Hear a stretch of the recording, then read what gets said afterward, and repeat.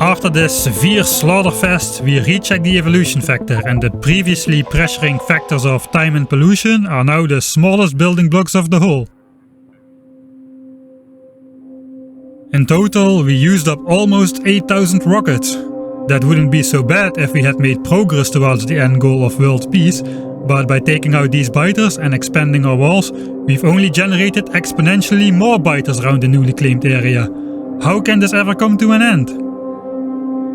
Anyway, it is time for those old portable solar panels to make their unexpected return. In the current ceasefire time, we won't need the shields nor much power generation, so we can stash away the bulky fusion reactor and upgrade the spider with 5 pairs of legs. Now the spider has a total of a lot of legs. Now that's a pretty good running speed to travel around the base with, especially with the spider's total disregard for stuff being in the way. Anyway, with the biter base is gone, the pollution immediately starts spreading out over the now vacant land, except over the preserved forest. This is a hint to why we've been so careful to preserve as much forest as possible. With our plan of spreading diplomacy to every last biter base on the map and beyond, well, something has got to stay behind to absorb the pollution when the biter bases cease to do so. We spent some time reconfiguring the oil pipes around the new walls before we proceed and start taking down the old walls.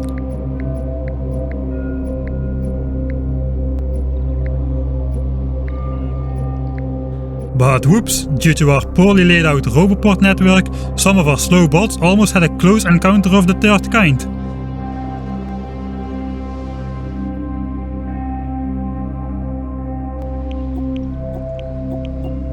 We removed the other obsolete walls and the flamethrowers.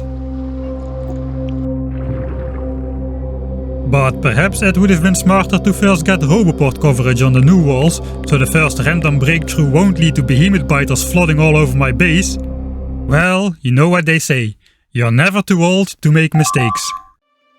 So, with the urgent problem of our new walls being undefended, of course we prioritize laying out the mines. What priorities are those again? Oh well, we task Spider-Ben to carry all the supplies to build the mines.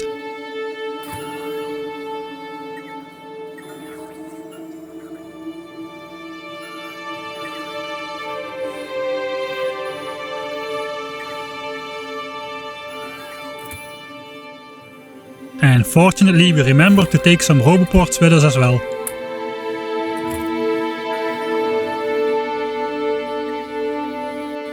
And yes, thanks to our strange priorities, barely any hit points remain on this last wall piece.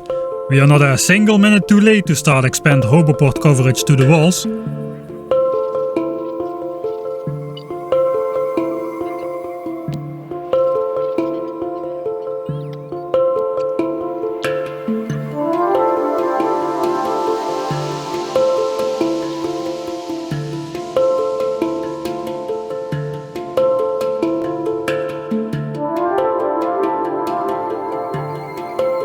Ah, I see.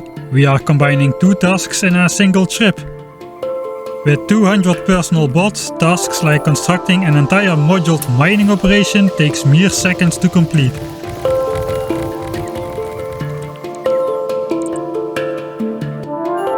And then we're back on our way again to cover the walls with Roboport coverage.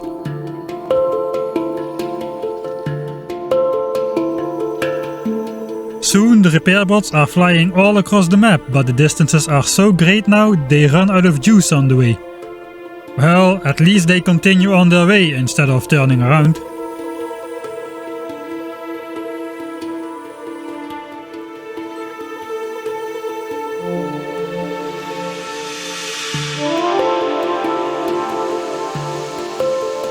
After completing the outer rim, we made it back to build the copper mine.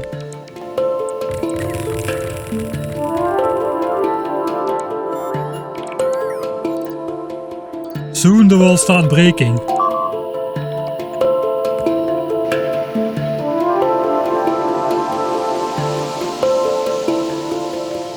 Fortunately, we got bot coverage up just in time.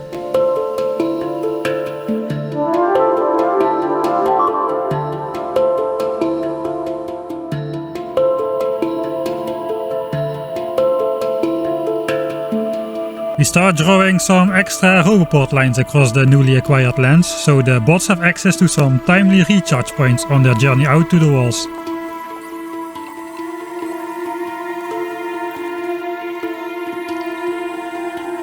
And that will do for wall protection for now, at least until the behemoths prove me otherwise. With both mines built, we can start preparing the furnace area for the new flood of ore about to stream in. After a bit of productivity module mathematics, it turns out we need only 2 extra furnaces on top of the regular 48 in order to output full belts.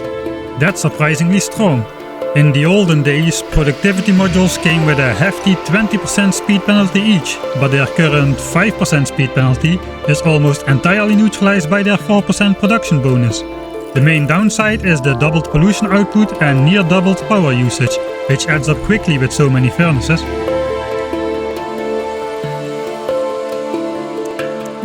Walls are breaking again, and to be honest, it is quite worrisome.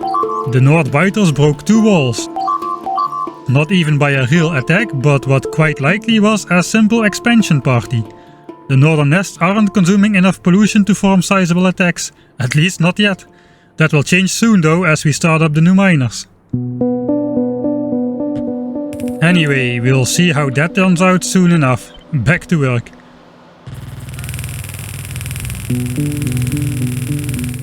I can get over 2 red belts of iron from the new mine alone, so we prepare 3 belts to the furnace area.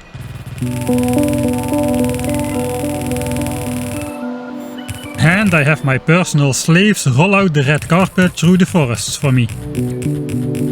But with the behemoth biters in higher numbers now, almost every single attack immediately breaks undamaged walls now. And we haven't even turned on the new mines yet. To supply our new furnace stacks, we're also gonna need 2 copper lines. Then the moment arrives for which we did it all. Switching on the new iron mine.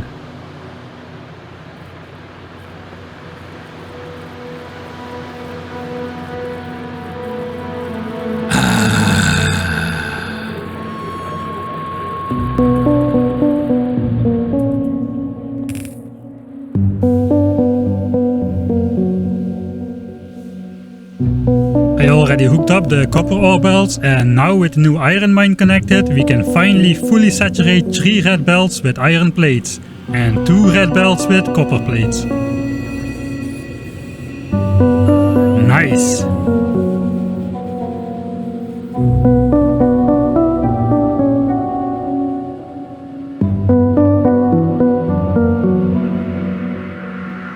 Finally, we start to produce a more acceptable number of circuits again. A full red belt of green chips still is nothing endgame worthy, but we more than tripled our green chip production and quadrupled the very important red chip production. Red chips are one of the most important products of any base. Contrary to blue chips, the red chips are widely used for both base building materials and for science, which is why they are the most common bottleneck in any base. And with those achievements, it is time to start researching again. I think we can safely say that all of the non-infinite tags lie firmly within our reach now.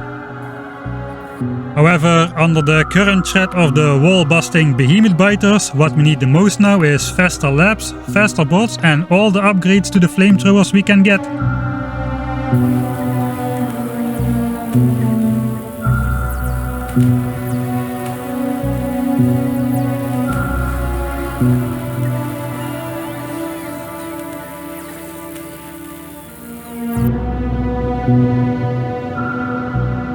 With the new mines, the bigger furnace area and accordingly increased assembler usage, we are creeping up dangerously close to our reactor's 480 MW maximum capacity.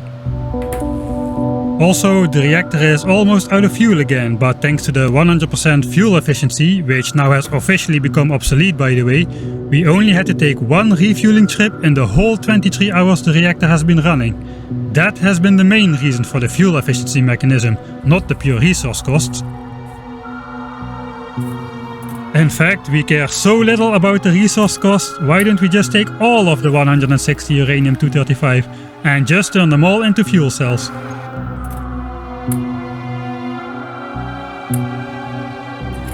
We even use the green modules in the assembler to provide an extra green boost to our green power.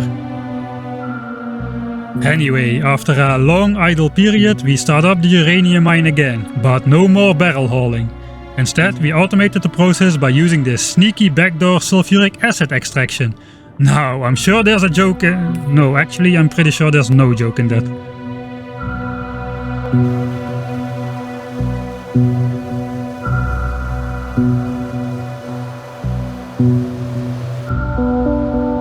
So then, what is our next project?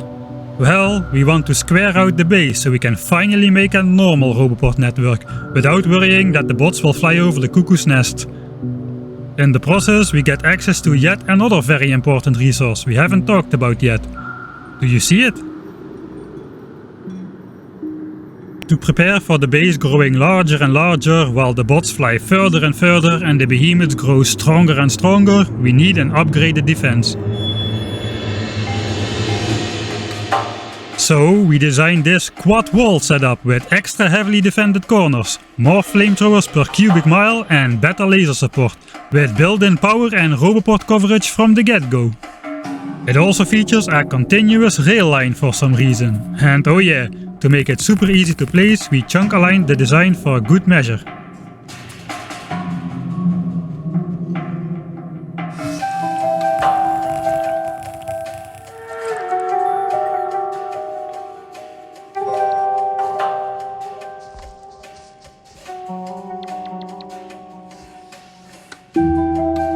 And to further prepare for our expansion, we keep the research priorities on getting all the weapon damage and shooting speed upgrades that we can. And to prepare to utilize the important resource I mentioned earlier, we go ahead and install another stone mine.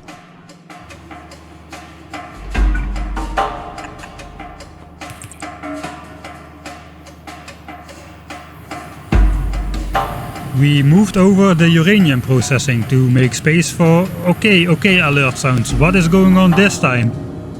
Of course, an ultra long range behemoth worm is taking pot shots at our flamethrower turrets. But there's no need anymore to tire ourselves by running all across the map. We can simply call over Spider Ben and hop in.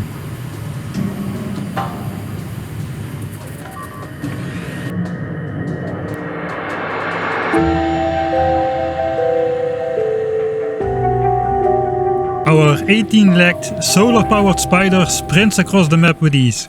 We don't have shields installed, but there's no need. The spider barely takes a scratch in the process. There, problem solved.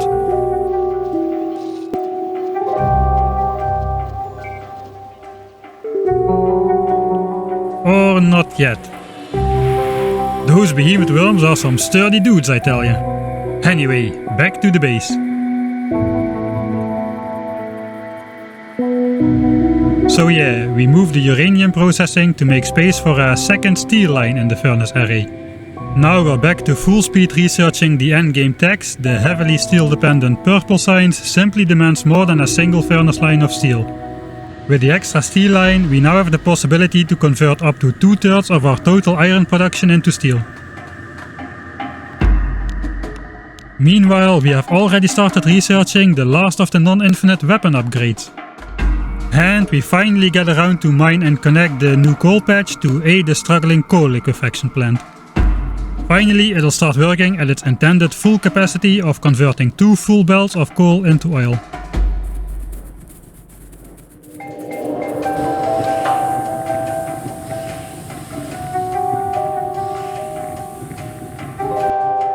With these extra upgrades to the base, now we regularly exceed 480 megawatts, but for a while the steam buffer can still handle the extra power bursts. But if we keep adding to the base, it is likely to become a problem in the near future though. So naturally we ignore the problem and happily proceed to make some high-level speed modules for the science and lab area beacons. Together with the final 2 research speed upgrades, this will lead to the labs becoming 6 times faster than they currently are, with a final research speed of 16.45. Which is enough for these 8 labs to consume 130 signs per minute, even on the slowest technologies. Next we go for fully upgraded inserters to better keep up with the beacon builds around our base. With these fast 30-second technologies, our labs can reach speeds of 260 signs per minute. Not that we can produce that though. Even after upgrading the signs production with Speed 2 modules, the best we can hope for is 80 to 90 signs per minute sustained. But even that number is still questionable given our current resource situation.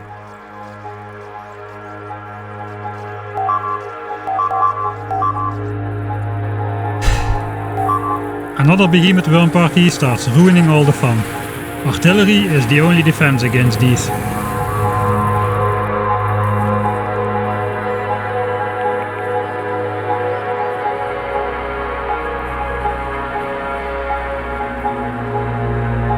And now that we're here anyway, we can finally check out another biter attack.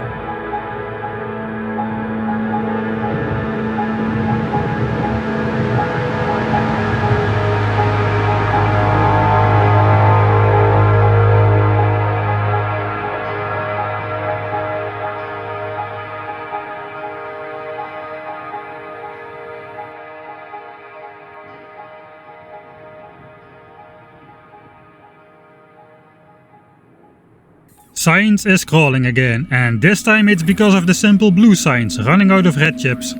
As any available red chips are distributed equally over all requester chests, we simply add a ridiculous amount of them. This should solve the problem, and we can indeed see the delivered red chips are no longer immediately being consumed. Great! In the meantime, we have completed nearly all of the non-infinite technologies now.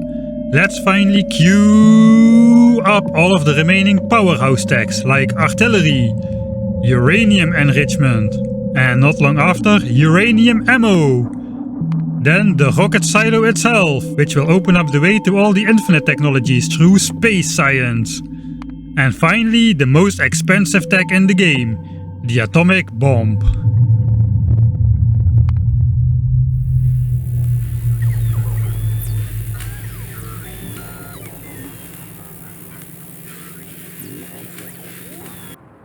As predicted, the behemoth worm expansion problem becomes ever more frequent. While we've got several ways to deal with it, all of these methods require manual interruptions of whatever I'm doing. While we still need to build the required infrastructure and make a huge resource investment, I can't wait until we can start to play around with artillery. Then suddenly the alert sound starts making a lot of scary noises. We frantically scroll around the map to locate the breakthrough.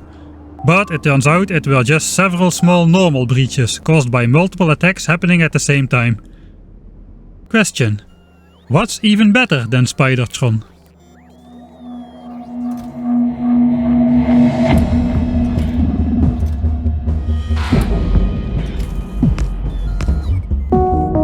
Three Spidertrons!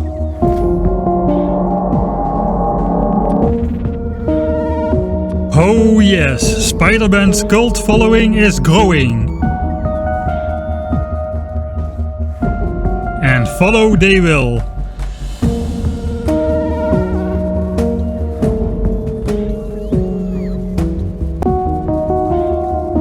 It is time for Spider-Man to change out his peaceful solar-powered speed setup for his nuclear-powered war gear once again.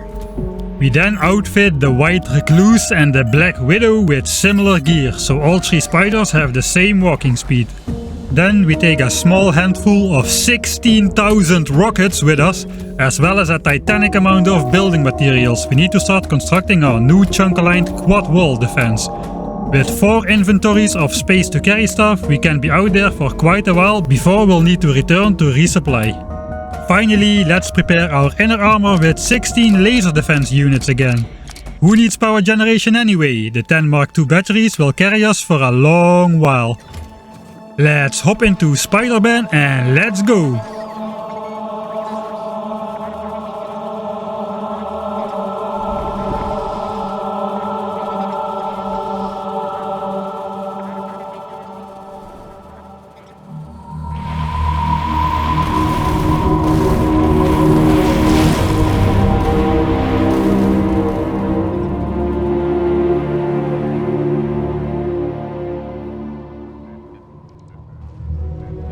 Look at that mean worm bullying our bots.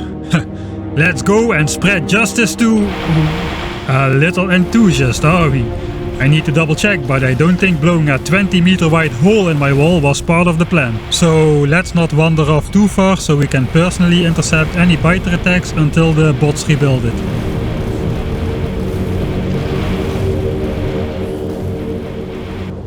Yeah, that's quite a gap, isn't it? Fortunately, soon the bots start arriving with the replacement walls and the entire wall is rebuilt again. Thank you, bots.